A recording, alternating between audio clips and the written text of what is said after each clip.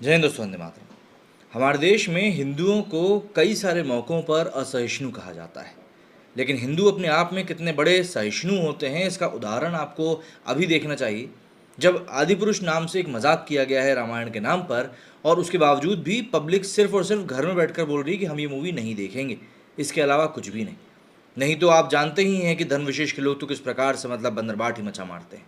खैर, अभी कुछ दिनों से जब से आदिपुरुष की बात होना शुरू हुई तब से काफ़ी सारे ऐसे लोग हैं जो कि स्वदेश के एक गाने पल पल है भारी के बारे में बात कर रहे हैं। ये जो एक गाना था, ये गाना दरअसल अशोक वाटिका में सीता जी के ऊपर पूरा पूरा फिल्माया गया था, जिसमें कि गायत्री जोशी जो कि इस मूवी में अदाकारा थी, उन्होंने इस एक गाने में माता सीता का किरदार निभाया था।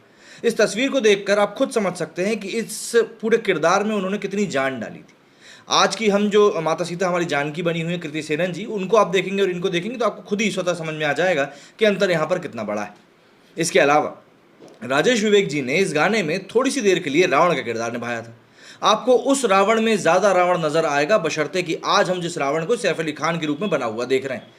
तो कहीं ना कहीं बनाने की एक मंशा होती है, बनाने की एक ललक होती है, बनाने का एक कारण होता है, उसके बाद ही चीज़ सही निकल कर सामने आती है। लेकिन अभी आप देखेंगे अगले कुछ दिनों में कि माहौल ऐसा बनाया जाएगा कि नहीं भैया, मूवी बहुत अच्छा कर रही है, बहुत अच्छा परफॉर्म कर रही है और कुछ भी नहीं हो रहा है। लेकिन ऐसा है नहीं। पहले दिन इस मूवी ने भारत में 80 से 90 करोड़ रुपए कमाए। 140 करोड़ अगर आप लोगों ने सुना है तो 140 करोड़ वर्ल्ड वाइड का है, लेकिन हम यहाँ पर इंडिया की बात करते हैं तो 80 से 90 करोड़ उसने पहले दिन कमाए, जो कि बहुत अच्छा कलेक्शन था। मतलब इस कलेक्शन को आप क्या बोलोगे, इससे बेहतर तो कुछ हो ही नहीं सकता।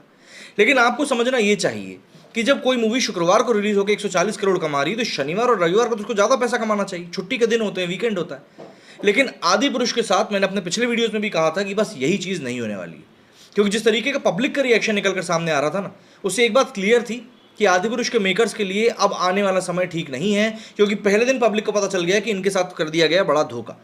और उसके ऊपर से करेले पे नीम चढ़ा जो हम कहावत बोलते हैं ना, मनोज मुंतशिर जी ने अभी 1 से 2 दिनों में अलग अलग मीडिया हाउसेज में बयान दिए हैं। उसमें उन्होंने कहा है कि अब आज की तारीख में कौन अपने बड़े भाई को भ्राताश्री कहकर बुलाता है। अरे भैया, आज के समय में भी उत्तर रामायण में जो कथाएं थी, जो भजन थे ना, वो आज तक लोग उसी तरीके से सुनते हैं। इवन जय श्री राम के जो भजन बजते हैं, उन भजनों को भी आज युवाओं को आप सुनते हुए देख सकते हो। और आप क्या उम्मीद कर रहे हो कि आप अपनी एक नई थ्योरी लेकर आओगे कि नहीं भैया हम नए तरीके से रामायण बनाएंगे जिसके डायलॉग छपरी टाइप के होंगे और इन दी एंड पब्लिक उसको एक्सेप्ट कर लेगी? नहीं, जो जैसा होता है उसको उसी तरीके से एक्सेप्ट किया जाता है। ये बात हम कई सालों से देखते हुए आ रहे हैं। अगर आपने मूल संरचना में किसी भी प्रकार के बदलाव करने की कोशिश करी तो आपका वही हाल होगा जो इस समय हो रहा है। मतलब भ्राताश्री कहना आपको बड़ी समस्या लग रही है, मेरे को समझ में नहीं आता। ये एक सिंपल सा जो पल पल है भारी, हमने जिस गाने की बात करी है स्वदेश के, अगर आप इस गाने के ही बोल सुनेंगे ना, उसमें भी आपको ये चीज़ समझ में आ जाएगी कि कितनी ज़्यादा उसमें मार्मिकता थी, कितना ज़्यादा आपसी जो एक भावना कहते हैं ना हम लोग रामायण की, वो आपको दिखाई देगी। और लेजेंड ऑफ प्रिंस राम तो आप भूल ही जाइए। 92 में जो कार्टून मूवी आई थी, एनिमे मूवी आई थी, उसने किस तरीके का इम्पैक्ट किया था वो आज तक देखी जाती। अगर ऐसा नहीं होता तो शायद मुझे नहीं लगता कि आज की तारीख में उसे याद किया जाता। राजेश विवेक जी जिन्होंने कि पल पल है भारी जो भजन था, गाना था, आप कुछ भी कह सकते हैं, उसमें जो रावण की जो छोटी सी भूमिका निभाई थी ना, मुझे लगता है कि शायद वो इस पूरी दुनिया में जितने भी रावण के किरदार हुए उनमें सबसे छोटी भूमिका थी। लेकिन उसके बावजूद भी जो इम्पैक्ट उस एक किरदार का था, उस एक अदाकारी का था, वो आज तक देखने के लिए मिलता है। आप अभी भी जाके जब उस सीन को देखेंगे तब आपको लगेगा नहीं यार, ये रावण वाकई में बेहतर है। खैर, आगे बढ़ते हैं। अब आपको मैं बताता हूं कि किस तरीके से अभी मीडिया के ऊपर पूरा खेल शुरू हो चुका है कि किस तरीके से यहाँ पर हमें मूवी को प्रोजेक्ट करना है। ये एक ट्वीट किया है, टी सीरीज की तरफ से ट्वीट किया गया है।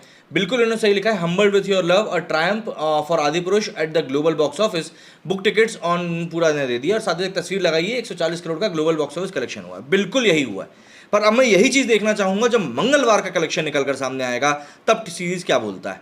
देखिए, यहाँ पर मैं इस मूवी की बुराई करना नहीं चाहता हूँ, लेकिन जिस प्रकार के हालात बना दिए गए हैं, जिस प्रकार की मूवी बनाई गई है, देखिए मैं आदिपुरुष लिटरली कितने ही विवाद हुए थे उसके बाद भी मैं देखने, मैं और मेरे दोस्तों के साथ इसीलिए गया था क्योंकि कहीं ना कहीं मुझे लग रहा था कि नहीं, मेकर्स ने कुछ बदलाव किए हैं और फिर भगवान श्री राम के प्रति जो श्रद्धा है वो आपको किसी भी जगह पर खींच के ले जा सकती। लेकिन वही जो श्रद्धा है ना, वही श्रद्धा फिर आपको कुछ गलत होते हुए देखने से भी रोकती कि नहीं यार ये गलत हो गया।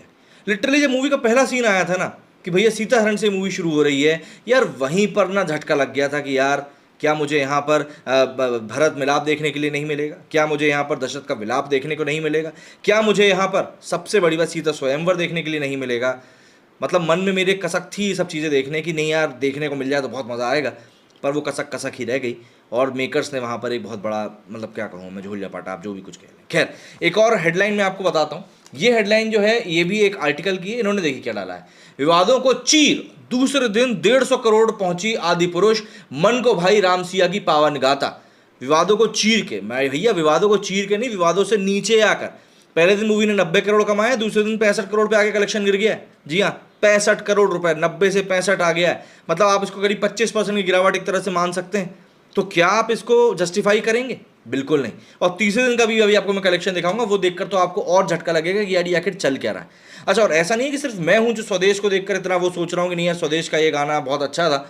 एक गंभीर करके भाई साहब हैं, इन्होंने ट्विटर पर लिखा कि Swades gave a better presentation of Ramayan than Om Raut, वो भी सिर्फ 4 से 5 मिनट में, और ज़्यादा टाइम भी नहीं लगाया इन्होंने। एक और भाई साहब ने लिखा है, back in 2004 Swades gave a much better, more sincere and rewarding cultural representation of Ramayana through this song that than what Om Raut did in Adipurush. मतलब कि जो इस समय मैं सोच रहा हूँ वो अधिकतर लोग भी सोच रहे हैं।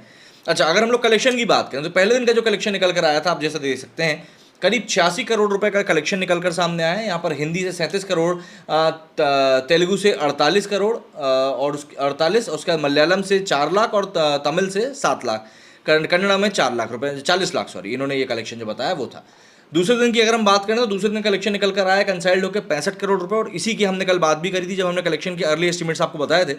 तो इसमें हिंदी में 36 करोड़, तेलुगु में अच्छा किया 28 करोड़, लेकिन आप देखिए यहाँ पर ड्रास्टिक चेंज ये आया है कि पहले दिन जहां तेलुगु में 48 करोड़, ऑलमोस्ट 50 करोड़ का कलेक्शन हुआ था, वहीं पर दूसरे दिन ये कलेक्शन 20 करोड़ रुपए गिर गया है। 20 करोड़ सिर्फ एक रीजनल भाषा की मैं बात कर रहा हूं। तेलुगु भाषा और वो भाषा है जहां पर कि प्रभास का स्टारडम चलता है, वहां पर पहले से दूसरे दिन में 20 करोड़ रुपए की गिरावट। मतलब क्या होती है? विजय देवरकोंडा की जो बॉक्सर वाली मूवी आई थी उसके साथ भी यही हुआ था। पहले दिन 35 करोड़ का कलेक्शन हुआ था, लाइफ टाइम कलेक्शन कुछ 60-65 करोड़ तक पहुंच पाया था। तीसरे दिन की अगर हम बात करें तो भैया तीसरे दिन का जो कलेक्शन है वो भी 65 करोड़ ही बताया जा रहा है। तो अगर ऐसी चीज होती है तो आप खुद सोच सकते हैं कि ये मूवी किस लेवल पर जाकर गिरने वाली, और वहां से मुझे नहीं लगता कि फिर इस मूवी को कोई भी बचा पाएगा। और अगर ऐसा होता है तो उसके लिए कहीं ना कहीं सिर्फ और सिर्फ मेकर्स ही जिम्मेवार होंगे और कोई भी नहीं। क्योंकि अगर इस चीज को सही तरीके से अभी भी प्रेजेंट नहीं किया जा रहा है तो भाई आप खुद समझिए कि आखिर ये चल क्या रहा है। भाई पब्लिक तो ऐसी है कि पब्लिक को अगर मूवी पसंद आती है तो वो प्यार लुटाती है, और नहीं पसंद आती है तो फिर वो नफरत भी करती है। अब भगवान श्री राम का जो गलत चित्रण हुआ है उसके ऊपर कई जगहों पर कई सारी चीज़ें हो रही हैं, मतलब कि मूवी को बैन किए जाने तक की बात की जा रही है। अब ये बैन होती है या नहीं होती है तो खैर आने वाला वक्त बताएगा, लेकिन हाल फिलहाल में इस मूवी का हाल बहुत बुरा है। बॉक्स ऑफिस के ऊपर ये मूवी परफॉर्म नहीं कर पा रही है, और आने वाले दिनों में इसका कलेक्शन नीचे की तरफ ही जाता हुआ दिखेगा। अगर ऊपर जाता है तो लिटरली एक बहुत ही सरप्राइजिंग एलिमेंट होगा, बट अभी हाल फिलहाल के लिए तो इस मूवी का कलेक्शन बिल्कुल भी अच्छा नहीं जा रहा है। प्लस जो वर्ड ऑफ माउथ पब्लिसिटी है वो लगातार इस मूवी के बारे में नेगेटिव ही निकल कर सामने आ रही है। सोशल मीडिया पर लोग अपनी अपनी प्रतिक्रियाएं रख रहे हैं, और प्रतिक्रियाएं बिल्कुल ये बताने वाली हैं कि पब्लिक इस मूवी के साथ बिल्कुल भी सामंजस्य बिठा नहीं पा रही है। क्या कहना है आप लोगों का इस पूरे संदर्भ के बारे में, ये जो पूरा कर्मकांड चल रहा है उसके बारे में? कमेंट सेक्शन आपके लिए खुला हुआ है, कमेंट करके ज़रूर बताएं। मेरे स्टूडियो फिलहाल इतना ही। जय हिंद, जय भारत।